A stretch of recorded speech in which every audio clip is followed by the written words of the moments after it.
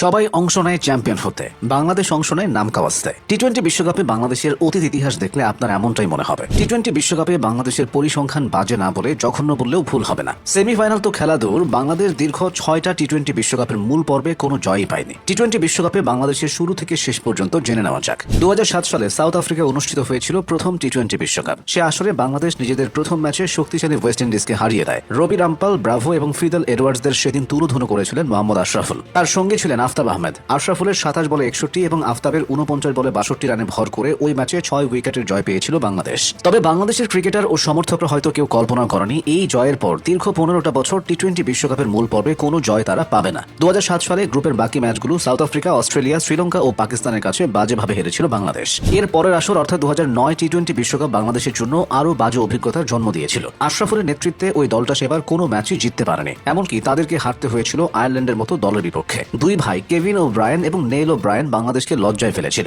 এর পরের আসর অর্থাৎ 2010 টি-20 বিশ্বকাপে বাংলাদেশের অধিনায়ক ছিলেন সাকিব আল হাসান। ওয়েস্ট ইন্ডিজে অনুষ্ঠিত সেই আসরে সাকিব নিজে ব্যাটে বলে উজ্জ্বল ছিলেন ঠিকই, তবে বাংলাদেশ সুবিধা করতে পারেনি। প্রথম ম্যাচে লড়াই করেও পাকিস্তানের বিপক্ষে হারতে হয়েছিল 21 রানে। দ্বিতীয় ম্যাচে টাইট বোলিং করে অস্ট্রেলিয়াকে মাত্র 141 রানে আটকে দিয়েছিল বাংলাদেশ। তবুও লাভের লাভ কিছুই হয়নি। সহজ সে লক্ষ্যমাত্রা পেরোতে পারেনি বাংলাদেশ। 114 রানে অল আউট হয়ে হেরেছিল 27 রানে। পরের আসর অর্থাৎ 2012 টি-20 বিশ্বকাপ অনুষ্ঠিত হয়েছিল শ্রীলঙ্কায়। সে আসরে বাংলাদেশ দলের অধিনায়ক ছিলেন মুশফিক। তবে দলের ভাগ্যের খুব বেশি পরিবর্তন হয়নি তাতে। নিউজিল্যান্ডের বিপক্ষে 59 ও পাকিস্তানের বিপক্ষে 8 উইকেটের বিশাল ব্যবধানে হেরে গ্রুপ পর্ব থেকেই বাদ পড়েছিল বাংলাদেশ।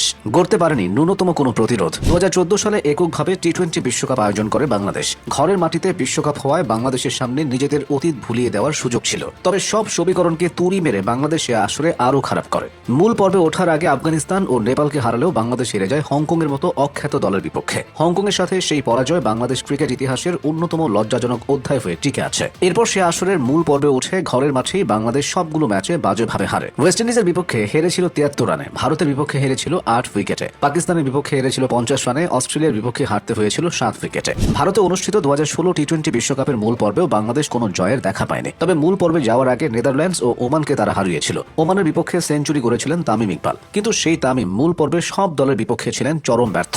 সে আসরে ভারতের বিপক্ষে ভুতুরে সে হারের কথা আজও কেউ ভোলেনি। মুশফিক ও মাহমুদুল্লাহ থেকেও সে ম্যাচে 3 বলে 2 রানের সমীকরণ মেলাতে পারেনি বাংলাদেশ, হেরেছিল মাত্র 1 রানে। এছাড়া হেরেছিল পাকিস্তান, অস্ট্রেলিয়া ও নিউজিল্যান্ডের বিপক্ষে। সে আসরের পর টি-20 বিশ্বকাপ অনুষ্ঠিত হতে 5 বছর লেগেছিল। সংযুক্ত আরব আমিরাতে অনুষ্ঠিত ওই আসরে বাংলাদেশ স্কটল্যান্ডের কাছে হেরে বড়সড় লজ্জায় ডুবেছিল। হেরেছিল মূল পর্বের সবগুলো ম্যাচ। 2022 টি-20 বিশ্বকাপে দীর্ঘকাল পর মূল পর্বে জয়ের দেখা পেয়েছিল বাংলাদেশ। সাকিবের নেতৃত্বে তারা নেদারল্যান্ডস ও জিম্বাবুয়েকে হারিয়েছিল। একটা পর্যায়ে বাংলাদেশের সামনে সেমিফাইনাল খেলারও সুযোগ ছিল, তবে পাকিস্তানকে হারাতে পারেনি বাংলাদেশ। 2024 টি-20 বিশ্বকাপেও ঘটেছিল প্রায় একই রকম ঘটনা। সে আসরে শ্রীলঙ্কা, নেদারল্যান্ডস এবং নেপালকে হারিয়েছিল বাংলাদেশ।